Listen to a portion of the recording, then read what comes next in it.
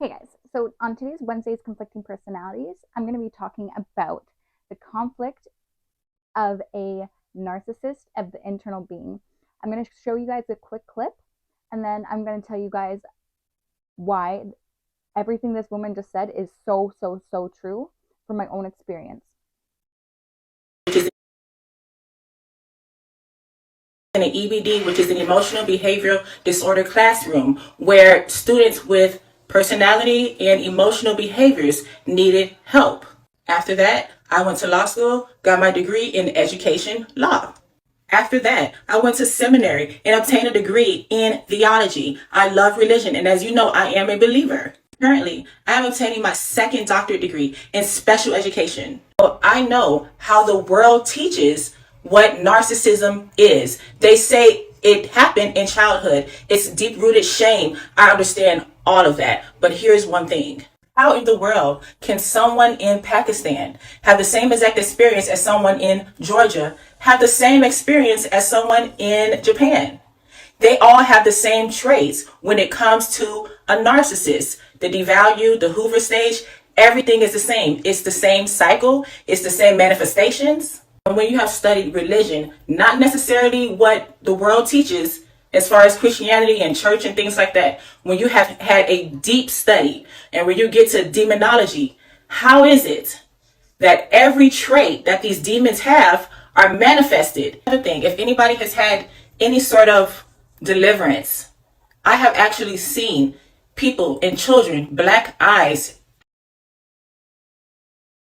any of that. And if you know what I'm talking about. All right, so I stand by what I said. And Okay, so I was doing mushrooms with a narcissist.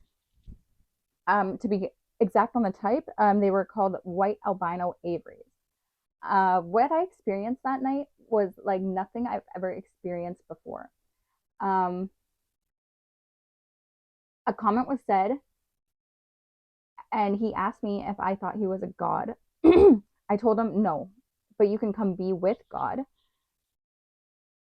I was in a state of shock, and he responded to me, "That's no, that's impossible. That's not in my potential." This was as soon as those words were said, I had a general idea of what I was dealing with in that very moment. Um, I don't recommend anyone, unless you are super strong in your faith, being in that situation because I'm not gonna lie, it was scary. Um, but my faith is so strong in God, so I sat there and I kept telling him he has free will to choose. He has free will to choose. Um, and if you ever find yourself in a situation like this, here's a few pointers. Um, no, don't say sorry. Refrain from the word sorry. They can say sorry. The person who's talking to him, do not say sorry because it digs its claws in deeper, and you'll notice. You'll say things like "I'm trash." Um, like they just like it jumps from two different personalities. Like the things that you'll hear being said are "I'm trash." He'll ask you, "How bad do you want me so badly right now? Don't you?" Um, and he'll look at you and tell you, "Stop it! You're scaring me." I always when that in that very moment, I'd say, "No, you're scaring yourself." Um, and then they'll start laughing. He'll start whoever it is will start laughing because that's what happened to me.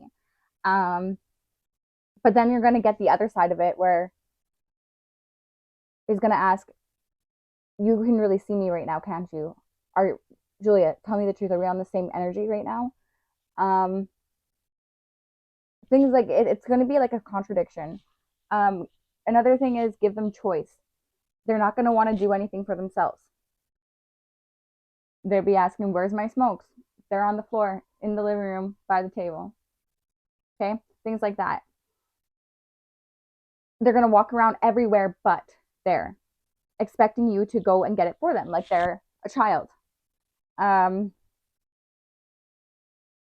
and they're going to be straining physically. Like, I can't even explain it. Like, if you have any questions, please mark it down. I will get back to you and I'll answer them the best that I can. But this is true. This is 100% true.